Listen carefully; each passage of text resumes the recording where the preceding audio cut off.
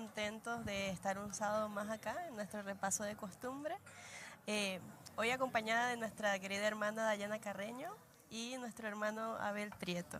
Feliz sábado. Estamos felices de iniciar este repaso. No podemos iniciar antes sin nuestro invitado especial, ¿cierto? Así que vamos a orar y ahí donde están en casita, inclinen el rostro, oremos.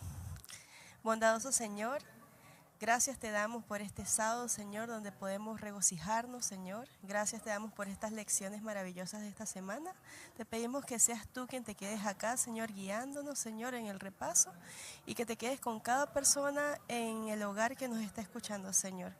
Gracias por estar acá. En el nombre de Jesús, amén. Amén.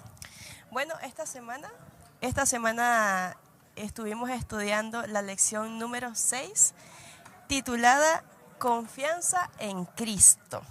Así que ahí donde están los saludamos a todos. Gracias por conectarse. Y bueno, vamos a invitarlos también a dejar sus preguntas en el chat. Así mientras vayamos estudiando, vamos leyendo. Y también les queremos dejar una pregunta crucial para responderla al final de la lección. Dice así: ¿cuál es la diferencia entre conocer de Cristo o a conocer a Cristo? Así que a medida que vayamos estudiando la lección, vamos a responder esta pregunta que nos va a quedar muy clarita, ¿cierto? Al final de la lección. Así es. Bueno, iniciamos entonces el repaso de la lección. Bien. Podemos iniciar, si gustan, ¿no? Leyendo Filipenses capítulo 3, porque de allí, como sabemos, ¿verdad?, está la lección de esta semana, ¿sí? Sí. Entonces vamos a iniciar leyendo el versículo 1, que dice: por lo demás, hermanos, gozaos en el Señor. A mí no me es molesto el escribirlos las mismas cosas y para vosotros es seguro. Versículo 2, guardaos de los perros, guardaos de los malos obreros, guardaos de los mutiladores del cuerpo. Entonces yo voy a hacer referencia al primer versículo y ya les paso a ustedes, ¿verdad?, la palabra para que comenten, porque sé que la lección tiene unos comentarios con respecto a la referencia que hace a los perros, ¿no? Porque Pablo aquí está diciendo, comienza la lección, ¿verdad?, con la referencia de que dice gozaos, y cuando dice gozaos en el Señor, evidentemente que se refiere a que busquen al Señor, ¿sí? Que busquen al Señor, busquen su palabra. Sin embargo, en el versículo 2 hace una advertencia: guardaos de los perros, de los malos obreros, que ahí está la clave, ¿verdad? Guardaos de los mutiladores del cuerpo. Es decir, en esta búsqueda del Señor, Él hace la advertencia, ¿verdad?, que en su regocijo en el Señor, en su búsqueda del conocimiento del Señor, tengan cuidado de los malos obreros, ¿cierto? Les paso la palabra. Sí, aquí es interesante y me parece crucial que haya empezado con este versículo 1, mi hermano Abel, porque cuando se habla de ese gozo, tenemos que meternos en el contexto de Pablo escribiendo esta carta, ¿verdad?, a los filipenses, estando preso, ¿no? Y es interesante porque él había experimentado una comunión tan estrecha con el Señor Jesús que podía gozarse en medio de la circunstancia que él estaba viviendo, ¿no? Era una circunstancia difícil porque estaba preso, y sin embargo él dice: gozaos en el Señor.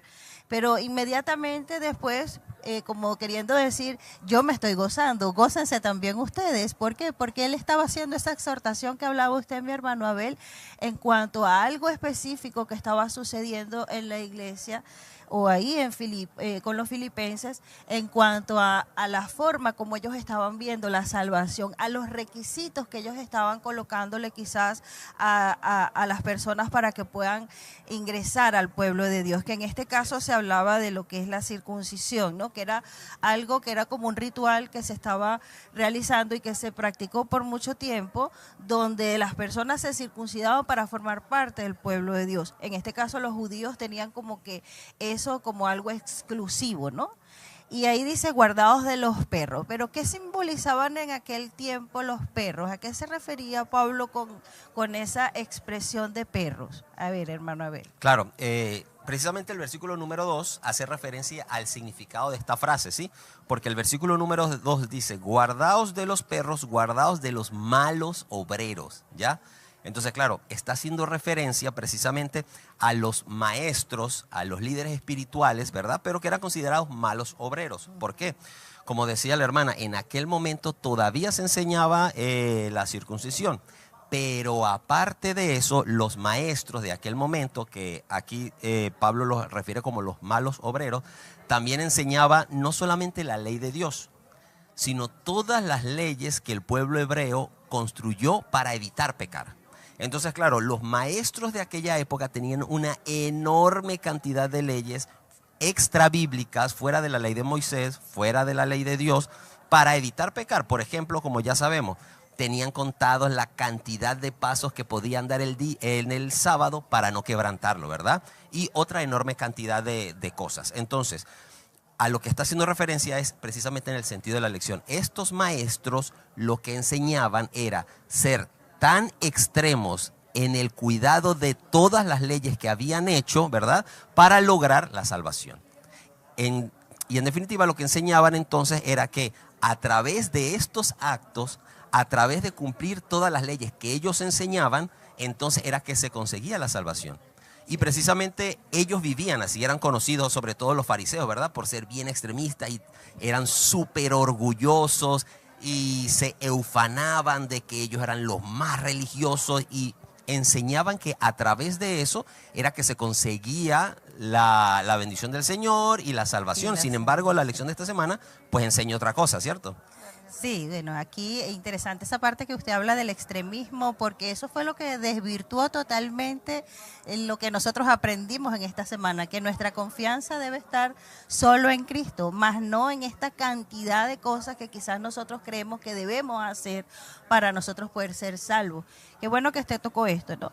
En este caso vemos que los judíos estaban imponiendo lo del tema de la circuncisión como ese requisito, y adicional lo que hablaba mi hermano Abel en cuanto a estas reglas o esta cantidad de leyes adicionales a las que ya establece el Señor. No se puede hacer esto, no se puede hacer lo otro, precisamente para que las personas pensaran de que tenían que hacer todo esto para empezar a formar parte del pueblo de Dios. Pero ahí viene Cristo y como que tumba todo esto. Ya cuando llega Jesús, esto todo queda prácticamente anulado, y nosotros ahora entendemos que no es por la cantidad de cosas religiosas, no es por la cantidad de actividades que nosotros realizamos para ganarnos el favor de Dios, ni mucho menos la salvación, sino que entendemos que esto es por gracia y es a través de la obra que ya hizo Cristo Jesús por nosotros. Sí, podemos recordar que eso se llevó al extremismo, tal extremo, de que en una ocasión registra la Biblia que iba pasando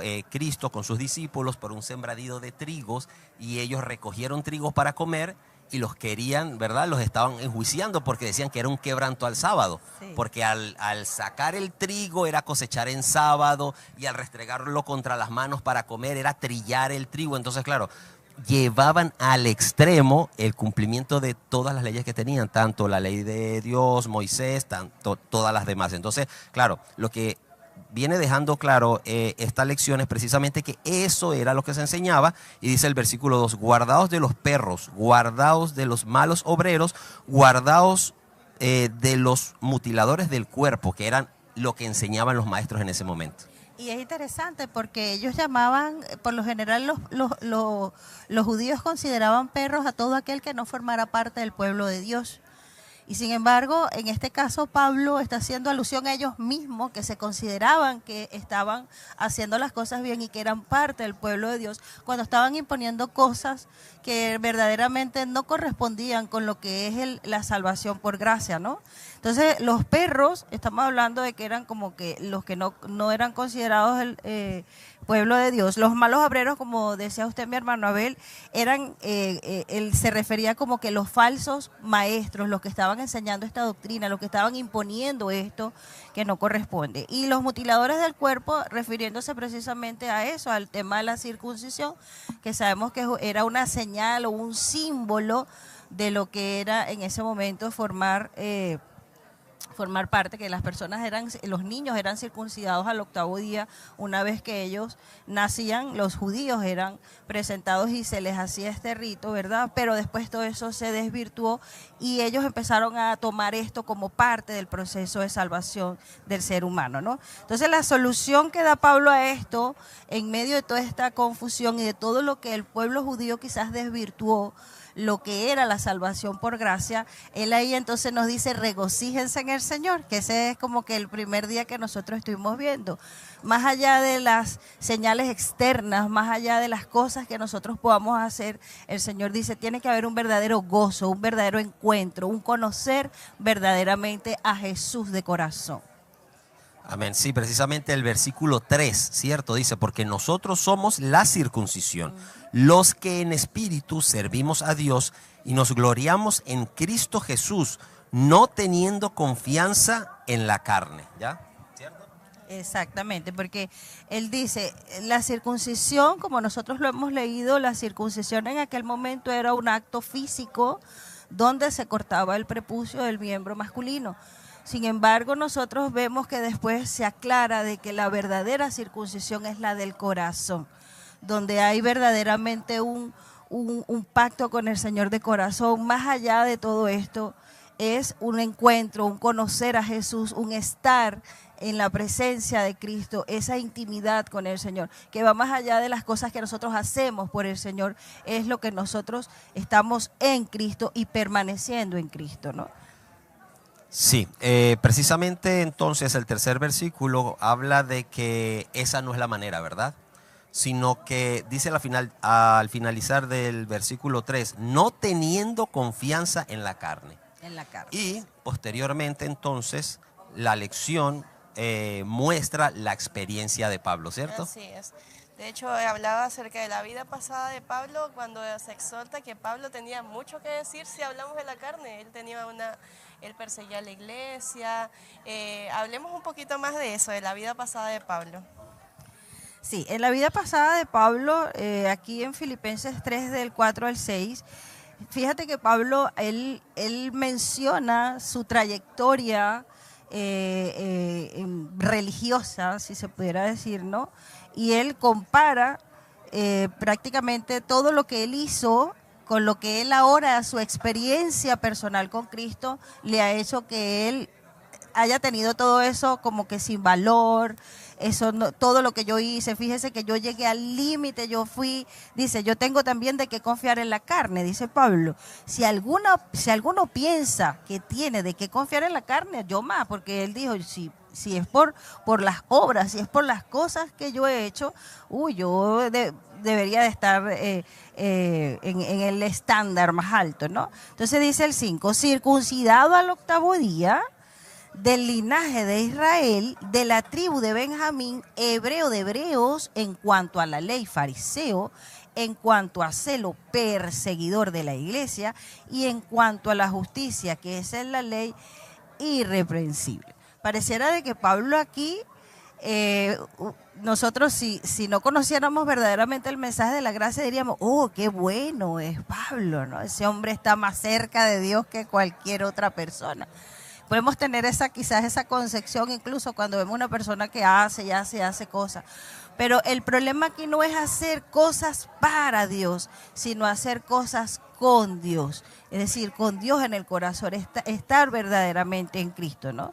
Y nada de estas cosas, Pablo aclara, nada de esto ha contribuido a mi salvación. Ahora lo entiendo. Él lo entendió, pero de haber tenido ese encuentro personal con Pablo para que él pudiera entender de que no era como él estaba llevando su religiosidad, ni tampoco sus méritos, ni todo lo que él había hecho, lo que él era considerado para él salvarse, ¿no? Él en este caso, él entiende, aquí lo que importa es conocer a Cristo, estar con el Señor, gozarme con el Señor y no lo que yo hice, ni mi vida pasada, ni mis méritos. Nosotros podemos estar perdidos de dos formas, ¿no? Podemos estar perdidos porque no conocemos a Cristo y estamos en el mundo cometiendo cualquier cantidad de pecados. Ahí estamos perdidos. pero también nosotros podemos estar perdidos dentro de la iglesia, haciendo cosas para el Señor con orgullo espiritual o autosuficiencia de las cosas que estamos haciendo, y en el fondo también estamos perdidos porque no tenemos verdaderamente un encuentro personal con el Señor. ¿Ya? Es así, de hecho, la experiencia de Pablo, eso es lo que él viene mencionando. Primero él menciona su experiencia, todo lo que él vivía antes, ¿cierto? Que era la enseñanza que tenían los maestros en aquella época. Igual tenemos que recordar que esta carta fue escrita a los filipenses, a los cristianos, donde no todos eran hebreos, tal vez habría alguno, pero no todos, ¿cierto? Sí. Y es por eso que él dice, si hay alguien que tiene que tener algo para enorgullecerse, soy yo, que soy hebreo para comenzar, ¿cierto? Sí. Del pueblo de Dios. Y claro, a veces uno podría pensar, bueno, pero ¿por qué dice eso si todos eran hebreos? Pero en ese momento no todos eran hebreos. Sí. Si bien había unos hebreos cristianos, otros no, ¿cierto? Además, recordemos que Pablo predicó fundamentalmente a los gentiles, a los que no eran hebreos. Circuncidado al 8º día, linaje de Israel, de la tribu de Benjamín, hebreo de hebreos, ¿sí? Entonces él dice, ya, si habría que jactarse de algo, para comenzar, yo soy hebreo, y de todos los hebreos soy el más hebreo que hay, ¿cierto? Aparte dice, en cuanto a la ley fariseo, es porque eran los más extremistas, los que más estudiaban la ley, ¿cierto? Entonces, aparte de que soy hebreo, soy de los que más conoce la ley y de los que más la cumple. Y sigue en ese mismo tono, ¿no? En cuanto a celo, perseguidor de la iglesia, en cuanto a la justicia que es en la ley, irreprensible, ¿ya? O sea, él buscaba como que de guardar estrictamente la ley, y en cuanto a celo, buscaba de la pureza, que todo se hiciera perfecto y correctamente. Exactamente. Pero luego dice, pero cuantas cosas eran para mi ganancia, las he estimado como pérdida por amor a Cristo. ¿Qué fue lo que pasó que hizo que Pablo desestimara todo eso? Sería la pregunta, ¿cierto? Sí. Yo pienso que fue, disculpa, ¿te ibas a decir algo? Sí, ahí sale a reducir algo que se llama como la contabilidad espiritual, donde citaba más las ganancias y las pérdidas. Perfecto. Sí, eso que tú hablas es tan clave, hermana María, porque nosotros a veces pensamos que la salvación es como un checklist, ¿no? ¿Cuántas cosas buenas hice? ¿Cuántas cosas malas hice? Y en función a esa lista yo digo, hice más cosas buenas, entonces me salvo. Entonces hice más cosas malas, entonces me pierdo, ¿no? Y pensamos que en el cielo hay como un libro de haber y debe, donde yo voy haciendo cositas y digo, bueno, como hice más cosas buenas me voy a salvar, y como hice muchas cosas malas quizás me pierdo. Y esto es un concepto que puede traer desesperación y angustia para el ser humano, y para el cristiano o para a la persona que quiere encontrar un poquito de esperanza y salvación a su vida. Quizás cometió llevó una vida horrible de pecado y dice, no, ya yo estoy perdido, ya yo no tengo más esperanza. O también puede traer orgullo espiritual. No, yo he hecho muchas cosas en la iglesia, he trabajado, tengo cargo, soy adventista yo de 5ª, 4ª, 6ª generación, y eso me da ya de una vez, me tiene garantizada la salvación y el reino de los cielos. Pero eso lo que hace es traer una desvirtuación completamente de lo que es la salvación. Y para eso el Señor saca del centro al ser humano y coloca la salvación en algo externo, que en este momento es Cristo Jesús, en algo superior, en algo que no tiene que ver con nosotros, que es el Señor, para que nosotros dejemos de vernos a nosotros mismos, nuestros errores pasados que quizás no nos califican o pensamos que no calificamos para tener salvación, ni tampoco los méritos que nosotros hemos hecho al trabajar para el Señor o hacer cosas por el Señor. Y ahí entonces decimos, saquen su mirada, vean a Cristo y lo que Él hizo, eso es lo único que cuenta. Y ahí nosotros vamos a tener descanso de que no depende de nosotros la salvación, sino que ya Cristo hizo todo sí, por nosotros. De hecho, vemos en la experiencia de Pablo que precisamente lo que sucedió para que él desestimara todas estas cosas fue sencillamente que conoció a Cristo. Amén. Fue precisamente en ese momento, es decir, si consideramos esto, que a partir de que Pablo conoció a Cristo, conoció la verdad de Cristo, recibió a Cristo y estimó por encima de todo lo demás su relación con Cristo, podríamos decir que aunque Pablo estaba cumpliendo toda la ley, no tenía asegurada la redención porque todavía no había recibido a Cristo en su vida. Era un cumplimiento como externo. Exactamente. Estaba cumpliendo, tratando de cumplir toda la ley y aún así no iba a ser considerado justo porque no había recibido a Cristo. Y evidentemente que sabemos que Pablo era una persona muy especial porque de todos los fariseos que había en ese momento el Señor seleccionó exclusivamente a Pablo. Sí. Y vemos al extremo que fue de perseguir a la iglesia. Es decir, si bien Pablo estaba en un error al creer que con las obras de la ley, persiguiendo a los cristianos, hacía un favor al Señor, ¿verdad? Sí. Él era sincero en su error. Sí. Y eso es lo que ve el Señor, el corazón. Amén. Él estaba en un error, pero era sincero. Buscaba al Señor. Amén. Buscaba agradar al Señor, de forma errónea, eso sí. Sí, vos. Pero claro, el Señor ve el corazón de Pablo. Y ya vemos después todo lo que hizo precisamente por su sinceridad. Entonces, eso trae una enseñanza igual muy fuerte para nosotros. Primero, como decía la hermana, que evidentemente podemos estar en la iglesia, en los clubes, podemos relacionarnos solamente con personas creyentes, nuestra familia es creyente, pero si aún así no conocemos al Señor, ¿verdad? No vamos a ser hallados justos. Es decir, Pablo sabía del Señor, estudiaba la ley, estudiaba la escritura de Moisés, él tenía información, ¿verdad?, sobre el Señor, sobre su voluntad, sus designios. Él lo sabía sobre él, pero no le conocía. No le conocía. Tenía información, pero no le conocía. Claro, eso es duro hoy en día para nosotros también, porque Sí. nosotros podemos incluso hasta estudiar la Biblia, así como Pablo estudiaba los libros de Moisés y la ley, ¿verdad? Sí.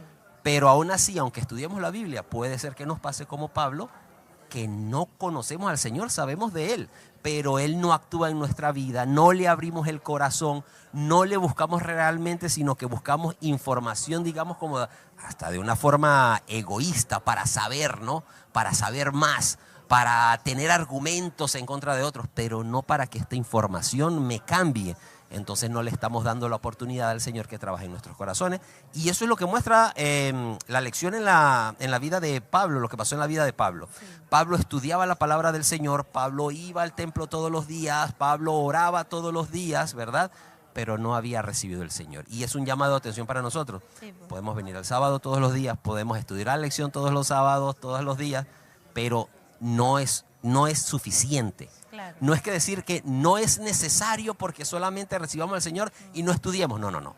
Porque vemos que Pablo siguió estudiando. Sí. Ya ahora con el Señor en su corazón y su nueva interpretación. Sino que sencillamente no era suficiente. No es suficiente asistir al templo, no es suficiente estudiar la Biblia. También hay que conocer al Señor, hay que abrirle el corazón al Señor. Amén. Qué interesante eso, hermano Abel, y qué lindo como usted lo expresa en cuanto a manejar información de Dios y conocer a Dios verdaderamente, ¿no? El corazón del Señor, cómo piensa, su voluntad para nosotros, dejar que nos transforme, ese proceso de restauración que Dios quiere hacer en cada uno de nosotros, y que quizás Pablo, por su terquedad, porque nosotros sabemos que el carácter de Pablo era un hombre aguerrido, era un hombre que él buscaba en sus convicciones de matar a los cristianos, porque él quería en el nombre de Dios que todo se hiciera de forma correcta, y el Señor tuvo que desmontar toda esa convicción que era sincera, como decía mi hermano Abel, era sincera en su corazón, pero estaba desalineada, no estaba con un enfoque totalmente incorrecto. Y en este caso el Señor, yo pienso que en su infinita misericordia, conociendo el corazón de nosotros, que es un corazón que tenemos una ceguera espiritual, que a veces creemos que estamos haciendo las cosas bien y estamos totalmente mal, pero el Señor sabe la motivación del corazón de nosotros que queremos servirlo, y tiene esos momentos especiales para hacernos un llamado de atención y que nosotros podamos conocerlo. A mí me pasó porque yo antes manejaba también información del Señor, acumulaba información del Señor, pero tuve que pasar por momentos difíciles, momentos de enfermedad, separación, incluso el haberme venido de mi país para poder tener un encuentro con Cristo. Yo creo que ese encuentro con Cristo, así como Pablo lo tuvo, marca un antes y un después, ¿no? Bien sea para una persona que haya estado perdida como nosotros que venimos del mundo quizás desconociendo las cosas del Señor,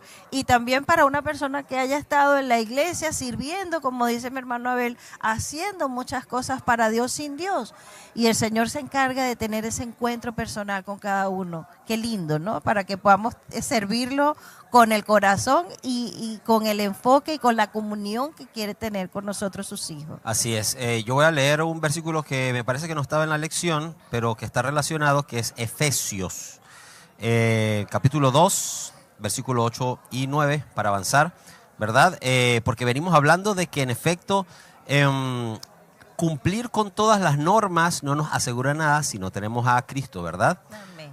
Efesios 2, del 8 al 9, porque por gracia sois salvos por medio de la fe, y esto no de vosotros, pues es don de Dios, no por obras, para que nadie se gloríe. Perfecto, ¿Sí? gloria. Claro, el versículo 8 es muy conocido porque sabemos que la salvación es por la fe, pero ¿por qué? El versículo 9, que no se estudia tanto, dice, no por obras, para que nadie se gloríe, ¿verdad? Porque la victoria no la hemos alcanzado nosotros. Sí, pues. ¿Sí? No puedo decir es que yo fui tan bueno, ¿verdad? Que vencí al pecado en mí, porque no. No por obras, para que nadie se gloríe, sino en el Señor. Y la lección de esta semana viene hablando precisamente de eso, de que no tenemos que confiar en nosotros, en nuestro conocimiento bíblico, que hay que tenerlo, pero no hay que confiarse de eso, no es suficiente. Si leemos Filipenses 3:8, para continuar con el capítulo que trae la lección, dice, y ciertamente aún estimo todas las cosas como pérdida por la excelencia del conocimiento de Cristo Jesús. Es decir, ya hace referencia al que ahora él había conocido a Cristo, que antes no lo conocía. No lo conocía.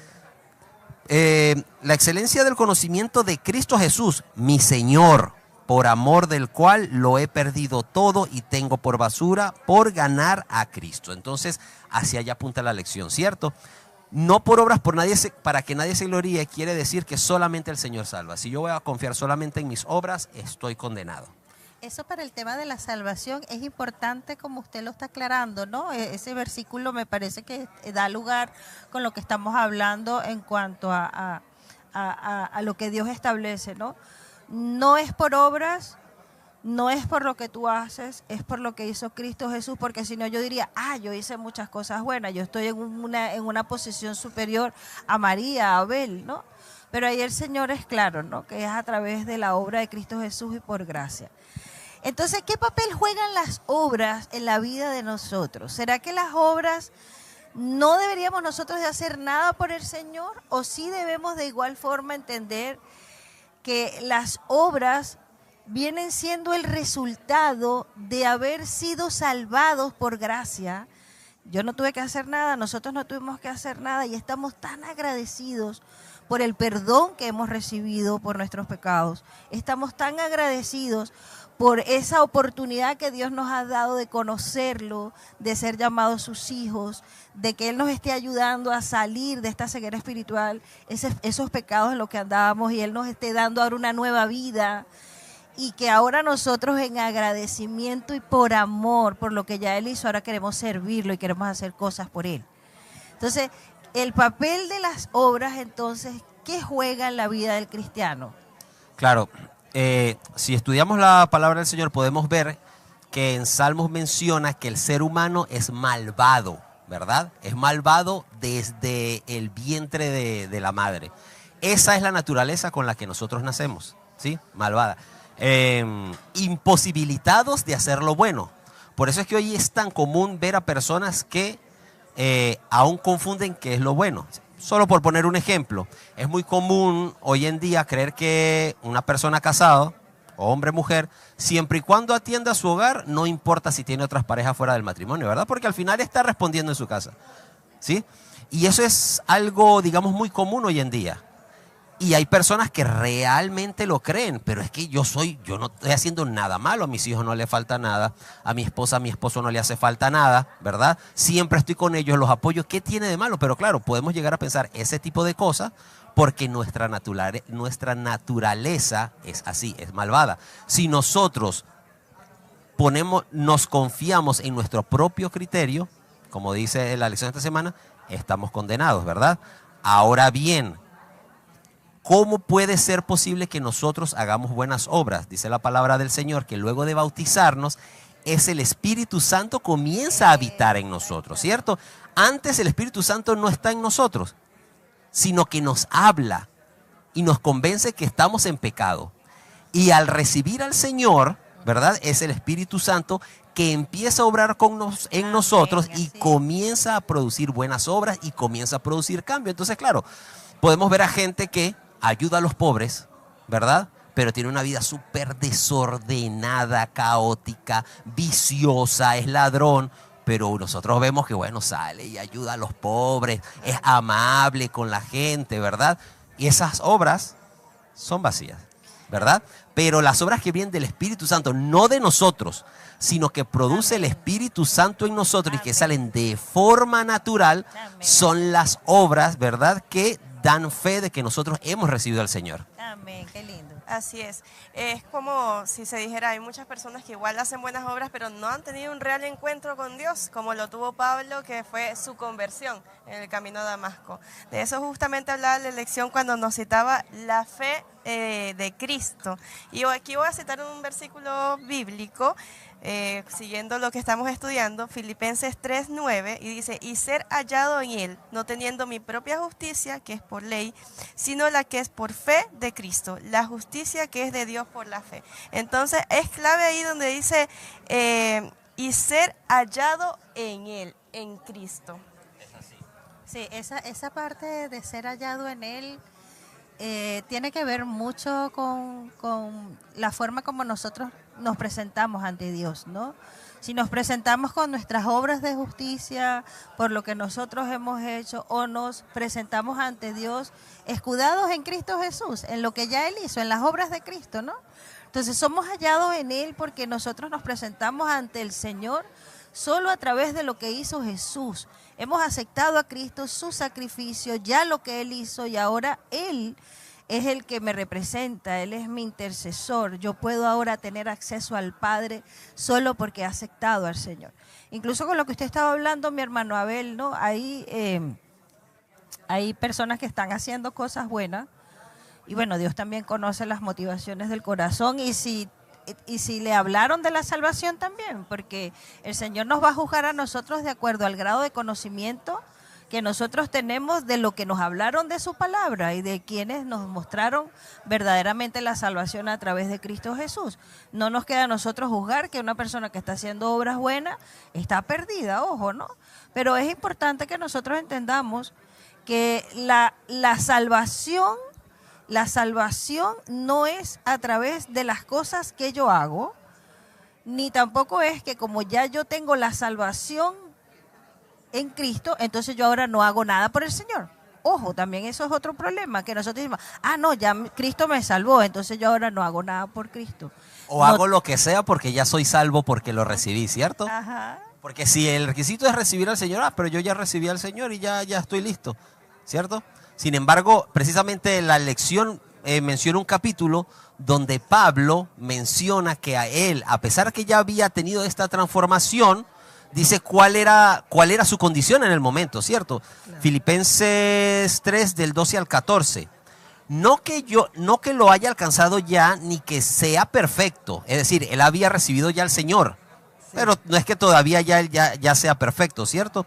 Sí. Sino que prosigo por ver si logro asir aquello para lo cual fui también asido por Cristo Jesús. Es decir, Pablo ya había recibido al Señor, había enseñado al Señor, sin embargo, había predicado del Señor, ¿verdad? Pero él seguía todavía luchando con su naturaleza cada día, ¿verdad? Para ver si alcanzaba su meta, porque es una lucha diaria. No se había quedado, muy pocas personas han escuchado la voz del Señor, ¿cierto? Pablo la escuchó. Y él no se quedó con eso. Ya yo hasta hablé con el Señor y ya lo recibí. No, listo, exactamente. Ya. Pero aún el apóstol Pablo dice, todavía sigo la pelea, sigo batallando para alcanzar la victoria. Eso es tan importante lo que usted dice, porque la madurez cristiana yo creo que consiste en entender que estamos en un proceso y que esto es es un proceso que lleva tiempo. La obra del Espíritu Santo en nosotros es un proceso que es progresivo, ¿no? Empieza el Señor a dar esas primeras exhortaciones a nuestro corazón, vamos abandonando el pecado, vamos conociendo de su palabra, en esa relación, y vamos conociendo al Señor, y ahí el Señor nos va guiando poco a poco y vamos creciendo y madurando en la fe cristiana. Y eso era lo que decía Pablo, yo no estoy terminado, yo estoy en un proceso de mantención, todavía el Señor está ahí trabajando en mí. Y es clave, ¿no? Porque el problema es cuando nosotros pensamos, listo, ya lo alcancé. Ya, como decía mi hermano Abel, ya yo hablé con el Señor, ya yo tengo el estándar o todo lo que Dios requiere, ¿no? Para ya de una vez, Cristo pues venido, ya yo estoy lista para que me lleve para el cielo. Es interesante, ¿no? Que nosotros podamos ver de que Pablo, a pesar de que él se había esforzado, y piensa que ¿qué quedará para nosotros? Que él se había esforzado, había trabajado, había plantando iglesia, llevando el evangelio, perseguido también y todo, y él decía, no lo he alcanzado todavía, pero prosigo, ¿no? Él decía, esto es una carrera hasta que Cristo venga a buscarnos, mi hermano, hasta que el Señor venga a buscarnos. El estancamiento de nuestra vida espiritual comienza cuando sentimos de que ya estamos listos, de que ya tenemos el carácter listo y perfeccionado, y ya no tenemos... Ya recibí al Señor y ya. Sí. Dice el versículo 13. Hermanos, yo mismo no pretendo haberlo ya alcanzado, pero una cosa hago, olvidando ciertamente lo que queda atrás, decir lo que había hecho, todos los pecados que el Señor le había perdonado, ¿verdad?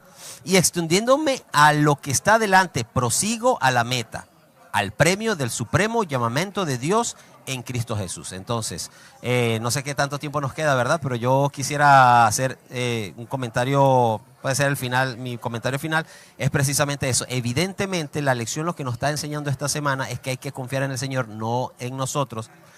Eso no quiere decir que nosotros no vayamos a producir obras. Si realmente tenemos al Señor en nuestro corazón, las obras se van a producir de forma natural. No van a ser egoístas para presumir. Eso es lo que viene diciendo, ¿cierto? Amén. Y aunque hayamos recibido al Señor, seguimos viendo el ejemplo que da Pablo. Hay que seguir la batalla. Amén. No la hemos ganado, digamos, ganamos la ganó la batalla el Señor. Pero si nosotros nos separamos de Él, vamos a perder, ¿cierto? Si nosotros le recibimos y luego le abandonamos, estamos condenados. Porque la batalla la ganó Él. Entonces, hay que seguir en la batalla, es decir, hay que seguir buscando al Señor cada día. Amén, qué linda esa parte, hermano Abel. La vida cristiana es una vida que va en progreso, que va en aumento todos los días. El conocer de su palabra, el estar en oración, el abrirle el corazón en medio de nuestras caídas. Y que, como decía mi hermano también, el fluir de nuestras obras es algo natural por ese encuentro que hemos tenido personal con Cristo Jesús.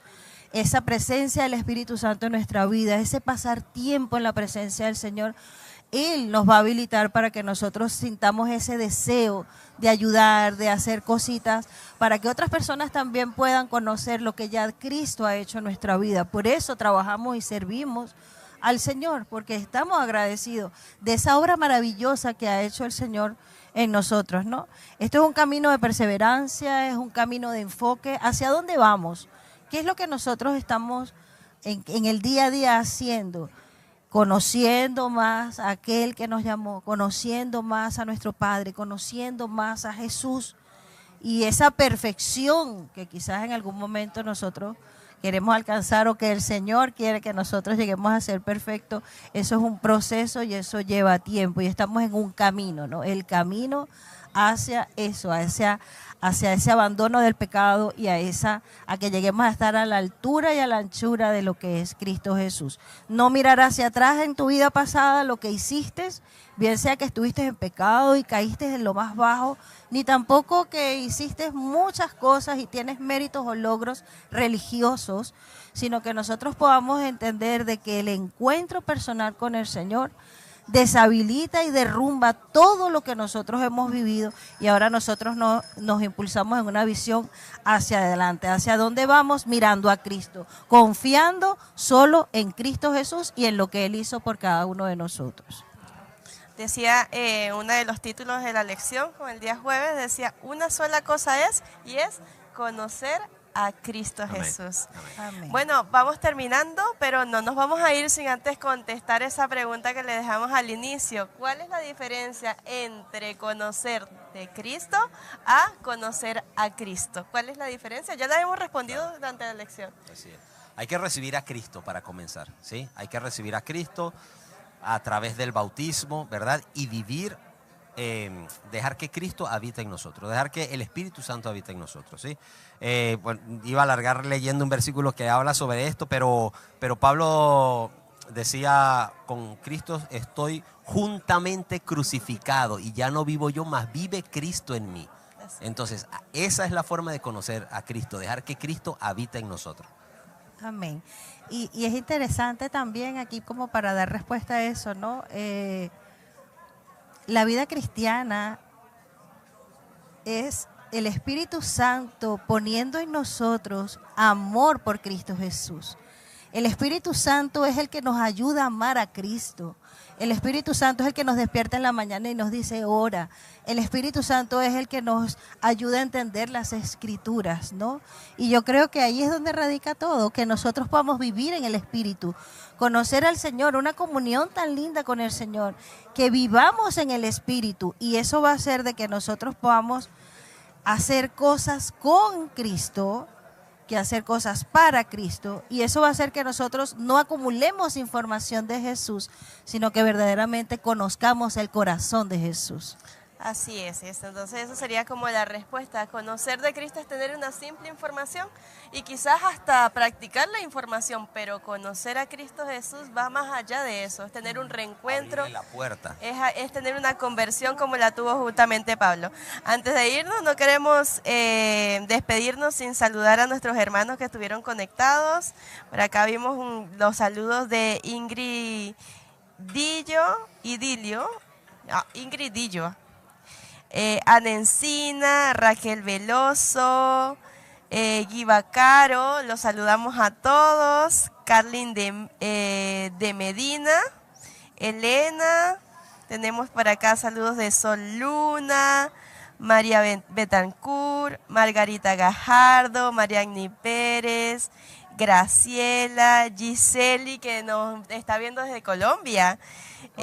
También dice, oremos por el Espíritu Santo. Clara Dorioso. También tenemos por acá a Sonia Flores, que nos estaba preguntando en qué títulos estábamos estudiando la lección. Estábamos estudiando la lección número 6, que se titulaba La confianza en Cristo. Y aprovechamos acá para también invitarlos a que nos acompañen el próximo sábado a estudiar la lección que corresponde a la número 7, que se titula Una ciudadanía celestial.